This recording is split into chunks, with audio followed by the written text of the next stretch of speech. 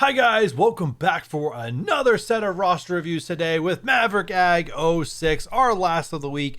And boy, do we have two very unique goals left by these two players that are very, very unique. I'm going to get into it after the intro, but Maverick, are you ready for something that's been a little different asked of us?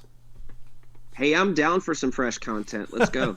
All right, with that said, guys, if you're ready for it, sit back, relax, and let's get into it.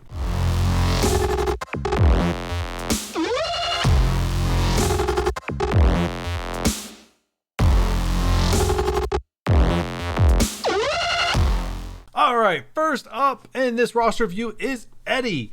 The current goal, have a minimal collection of versatile characters that hopefully have a place in multiple game modes. Very unique. He's definitely looking for characters that cross over a lot and two of the game modes that he want to make sure that he has covered.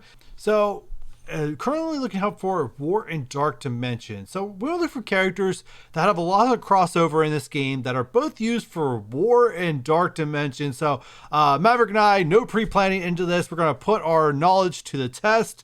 Let's jump into his MSF.gg. All right, so we're now into Eddie's roster. We had some time to discuss how we want to break this down.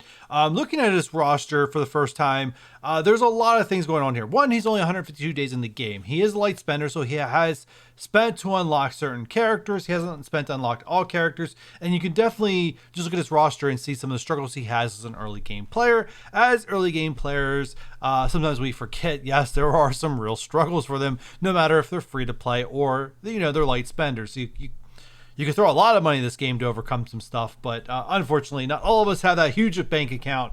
So we're going to break this down by Dark Dimension 3 tags, even though he does not have Ultron unlocked yet, which means he has not been through Dark Dimension 3. But ultimately, his goal is he wants to build multiple characters that have multiple purposes in this game. So that's kind of where we're tailoring this to. So it's not intentionally for Dark Dimension or intentionally for any game mode, but we're going to talk about important characters going through a global tag, a cosmic tag, and a city tag of characters that have multiple uses in this game that are worth his investment.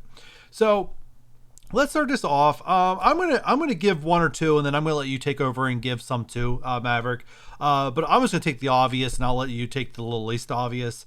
Captain Sam, Sharon Carter, top of his list.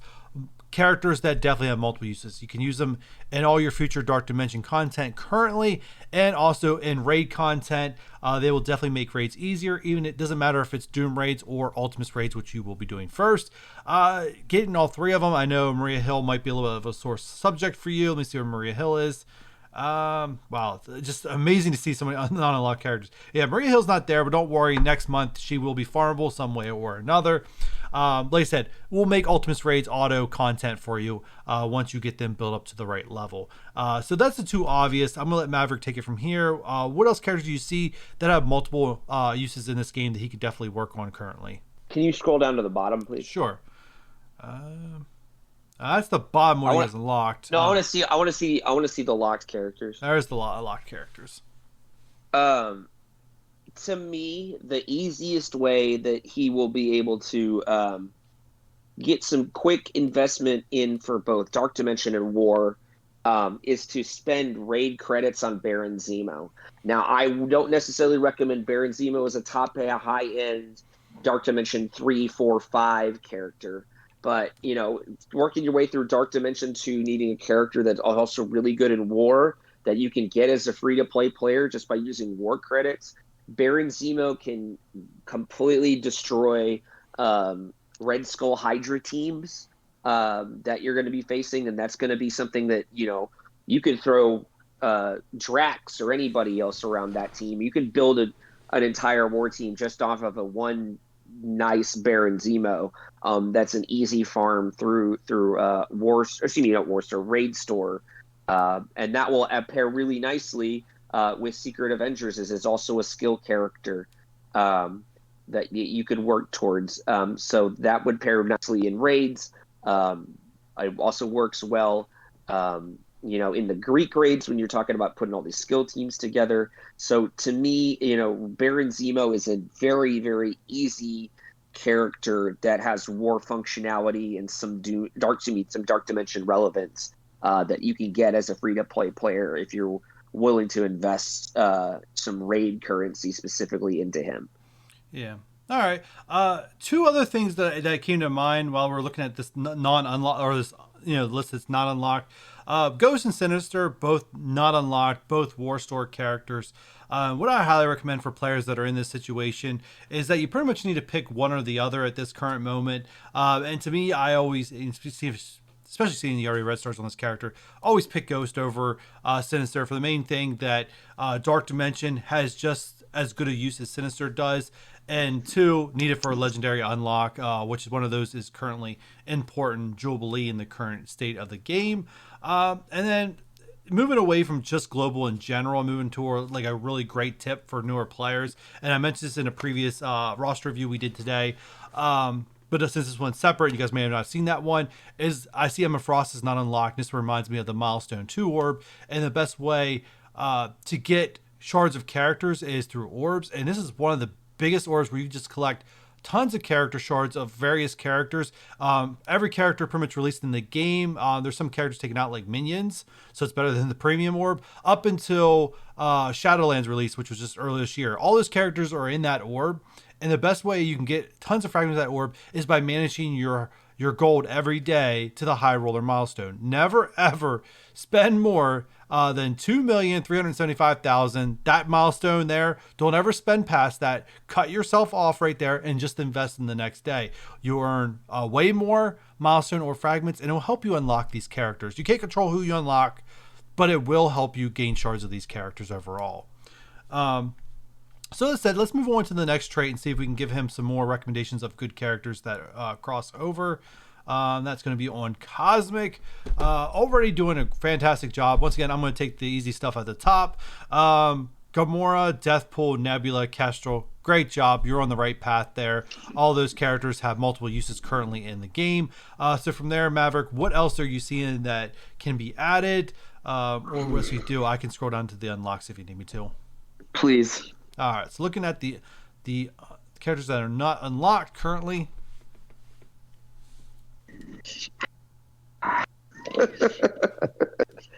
I mean, the problem here is that so much of Cosmic is tied behind War Store. Yeah. Bishop, Longshot, Cull Obsidian. There's so many, and then there's all these legendaries too that are in Cosmic that it's just not unlocked. This is going to be one where you're going to have to wait around on a little bit, and maybe you're going to have to build Fantastic Four for a while, just to have something that's going to be viable. Not to the moon, maybe to like Gear Tier 12. Yeah. Just for a decent war team. Offensively or defensively, not going to really have much Dark Dimension viability outside of possibly Invisible Woman. But until we can get some of these bigger characters unlocked, the long shots, the bishops, the Phylavellan Moon Dragons, the Silver Surfers. Yeah. There's not really a whole lot here that you can invest into that's going to help you in the immediate short term. Yeah. Because I wouldn't bother with Shatterstar until you get Longshot. I mean, maybe it's in your best interest to start farming the Arena Orb, and seeing what characters you get out of the Arena Orb. Maybe that helps you with Shatterstar, or maybe that helps you with Scream, or it's just going to be a grind in this section until you start to develop a budget for consistent war credits. Yeah. It's just, I mean, I said a lot of things. I mean, the one thing of this game is that it really takes a really long-term commitment, or really a big money commitment, either time or money. You got to commit one or the other, to really like reach the end game of this thing. Like it took me as 100% free to play, the better part of 2 years to reach the end content in this game. You got 4 great characters, but I agree with Maverick. I think the rest of your great characters are currently not unlocked in this game. But you do got 4 great ones there up top, so at least you're invested in the right thing. Actually, Thanos, Actually, you have your almost a pretty good raid team here. If you just bring up Thanos along with these, and you just have a battery for Kestrel that she just constantly uses her special nonstop. All right, so let's take a look at City. And I already know he's going to have symbiote problems based on his time amount of played. Uh, you spent money for Dagger, and then we already know you have Death Pool, so those two comment together for raids are going to be really good. I'm pretty sure you can probably handle Ultimus pretty well at this point. I don't know which various of difficulty on 7 you're able to handle, but I imagine you're getting very close to being able to handle 7 every day, on probably even on auto. Looks like you did the event for Shang-Chi. Good work. That's obviously, if you're trying not to spend a ton of money in this game, the best way is to make sure you participate every day and participate in all the events. But yeah, here's the symbiote problem, which I had a feeling we are going to have. So, Maverick, go ahead. Yeah, I mean, no symbiotes makes it impossible to really have a super successful bio team at this point, or, stuff like that. But what I would recommend based off of what I'm seeing is, hopefully you can, through the 2 strike passes, even if you're go free to play the rest of the way, you can invest enough of your credits that you earn to unlock Cloak. Yeah. Do the bare minimum, whatever you have to do to unlock Cloak. You don't necessarily need to go past 3 stars, but there's so much synergy with that Dagger that it would be important. It's important that you at least have him there. So do that, and then invest anything above and beyond the minimum unlock into Dagger. Dagger, in my opinion, is significantly stronger than Cloak with all the piercing damage. You just need to have Cloak on the team and surviving, so that Dagger can really take the full expend off of it. And then I would also look at how likely it's going to be for you to unlock Colleen and Misty at a certain point in time, and while you're waiting, probably farming a little bit on Luke Cage and Iron Fist, so that you can have somewhat of a viable Heroes for Hire team when you have them unlocked. Because you don't need to have like 6-7 stars on Colleen Wing and Misty Knight for them to cause a problem in war and for them to be useful in other game modes. Yeah. I have a 3-star Colleen Wing. Like, I'm 2 shards from a 4-star I've been sitting on for forever, and Colleen Wing does everything that I need her to do in Platinum 2 War. She's not I don't have the best Heroes for Hire in my entire alliance, but an unlocked Colleen Wing still does a whole hell of a lot more than Hand Sentry or Green Goblin or anything like that. So yeah. I would go ahead and start farming your Luke Cage and your Iron Fist.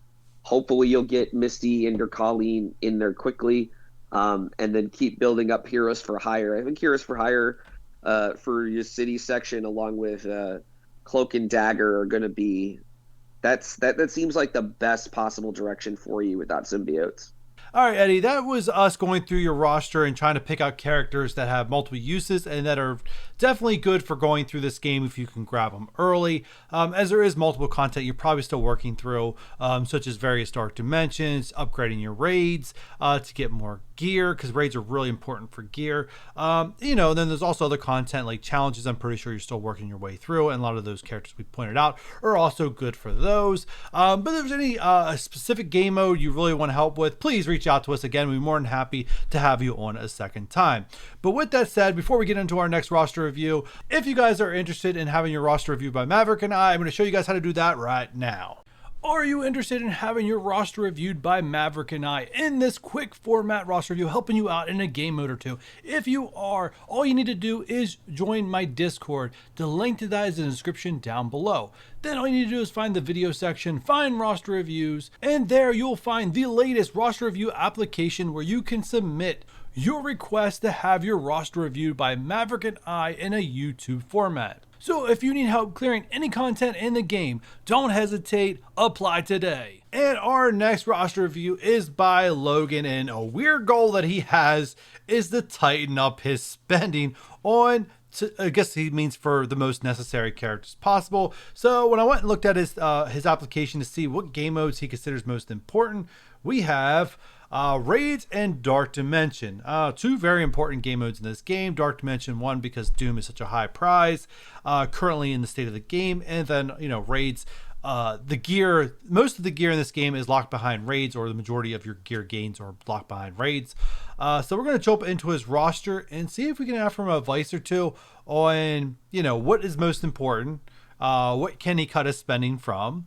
And we'll go from there. So Logan's goal, I originally thought I was coming in here to get some advice on, money spending. But as Maverick pointed out, and as we went through some of his roster and looked at, I don't think he was talking about money. Maverick was probably the first to point this out. It looks like maybe he's looking at a way to tighten up maybe his resource spending to make sure he's only spending in the most important stuff.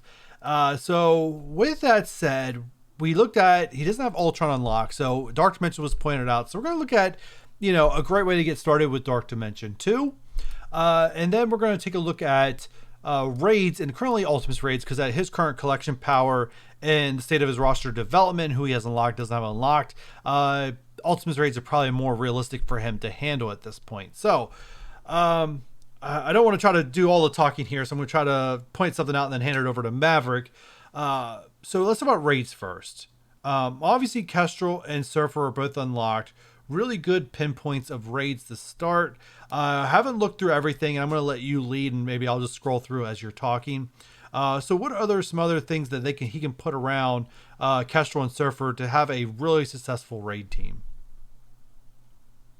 So, when you're talking about raid teams at this level, you're going to need characters that are going to have specific functions, and the functions that they're going to need to do is going to be to keep Kestrel and Surfer alive, and or keep the entire team upright.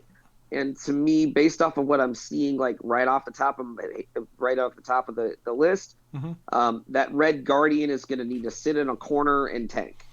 Yeah. He's got a 5 red star Red Guardian. He's invested in it pretty well. For Ultimate's purposes, it's going to do just fine. It's not, where it would need to be functional in a Doom raid. But, for the purposes of Ultimates, it's keeping attacks off of Kestrel and Silver Surfer, which is exactly what it needs to do. Scroll down for me, please. I really like the option. So he does have Sharon Carter. Okay. And I don't know where his Sam Wilson might be. All right, let me filter by skill. If you're looking for skill characters, let me just filter by skill. Look for skill for me. Yeah. There's Sharon, so he's Sam. Yeah, he's got a 2-star Sam Wilson. This is all going to be temporary, quite honestly, because as soon as Secret Avengers becomes farmable, you farm the 3 Secret Avengers, you put them with Kestrel and Silver Surfer, and that's your Ultimates team. Because Secret Avengers have so much synergy. Sharon Carter is going to do a lot of work putting defense down and getting things ready for Kestrel. Sam Wilson is going to speed everybody up. He's going to be the tank. He's going to apply defense up. Maria Hill is going to be the healer that's going to heal the lowest health character anytime anybody gets a deflect or a block. So that's the 3-piece that will work best with Kestrel and Silver Surfer down the run. In the meantime, I would run that Red Guardian and that Gamora, and then probably Minerva or Shuri. Worst case scenario, maybe Scientist Supreme as some sort of a healer for the team. Yeah, I would run the Minerva, just to help survive and sustainability for sustainability purposes. And all of those characters that I've mentioned all have functionality in Dark Dimension. Minerva, all 3 of the Secret Avengers, Kestrel, Silver Surfer, even at the star levels that they have, they're right now.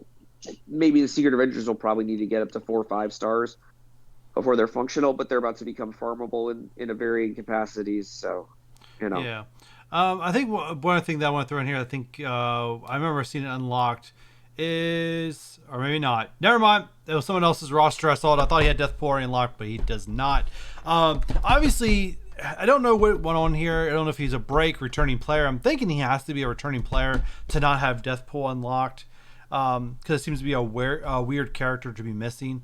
But obviously, if he had on Death Pool unlocked, it'd be a different story. But I'm going to skip it because it doesn't matter. It's not unlocked, and it's not going to have access to it for probably about 6 months. So, all right. So that's all that for raids. Let's start talking about Dark Dimension.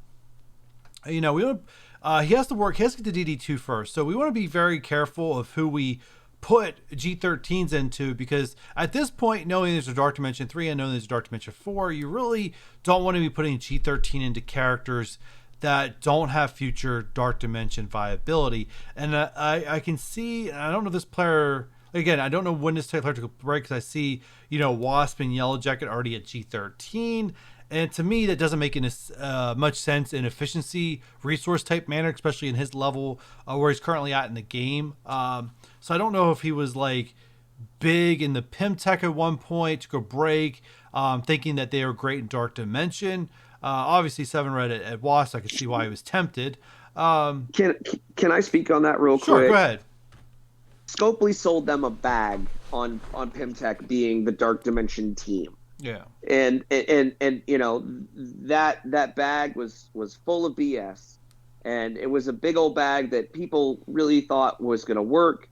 You know, and there's really only one character that has any real use of Dark Dimension, and that's Ghost. Yeah. You know, unfortunately, I you know, to get through Dark Dimension 2, you could theoretically bring Ghost and Ant-Man and Stature in and just let it run on auto, and eventually it'll get through. Yeah. But you know, the other thing is, I don't know. I would rather do Kestrel and Surfer in the Secret Avengers and get through DD2 that way. Yeah. So I don't know what his current gear is in Kestrel, because obviously this is not updated right, because it's still showing a green border stuff. But I mean, he's got characters already to run, not the ones I would suggest, but he's already got characters to run DD2. Yellow Jacket, White Tiger, Wasp, and Server, and he actually has Electra down here, already G13. So he's probably already in the point of chipping it away without the best characters. But I would be careful at this point who you take to G13 and then past G13 and your current area of the game. If they make orange gear more available, especially the uniques, go crazy. But until that happens, be very selective who you take up to G13 and past. So let me put it like this. He was asking kind of specifically, you know, I want to cut my spending and only spend on the most important characters. Yeah. And in my personal opinion, I would put the cutoff for you personally right now. I would say, did the character come out before Silver Surfer or after Silver Surfer? If they came out after Silver Surfer, I think it's relatively safe to invest in them. If they came in before Silver Surfer, I think you have to take a really hard look at that character and say, what is this character bringing me that the characters after Silver Surfer aren't? Good. It's actually pretty direct and pretty easy to, you know, compare to. So yeah, 100% I agree with that. You know, if it's an older character after or before Silver Surfer, really take a hard look where they're usable, and are going to get bang for your buck for it. But I think that's it. I think that's pretty much all we can cover right now with what he has and what can help him save, you know, and trying to be more efficient building through the Dark Dimensions and building through the raids. Would you agree, Maverick? Anything else you'd like to add? Absolutely. You know, and you just keep an eye out for somebody like this, early game players. Every time a new team comes out, like Shadowlands or like Weapon X is about to, older characters that are easily farmable or Infinity Watch, older characters that are easily farmable are getting reworked and getting pushed up the ladder in terms of their stats and kits. And that is a real big opportunity for newer players to catch up. Gamora, Nebula, you know, Daredevil, Night Nurse, you know, Elektra, all better than they were. Wolverine and Sabretooth could very easily be in the top third of all of the characters in the game when all is said and done next month. So keep an eye on that as well as opportunities for success. Yep. yeah, definitely keep an eye on that stuff. While you're still building, don't jump the gun, don't assume, but definitely keep your eye on, as Maverick said. So with that said, guys, that's going to do it for us this week in roster reviews. I appreciate you guys coming and hanging out with us today. If you guys enjoyed this video, do us a huge favor, hit that thumbs up button. If you're new here and haven't done so already, hit the subscribe, and we'll catch you guys on the next one. Bye.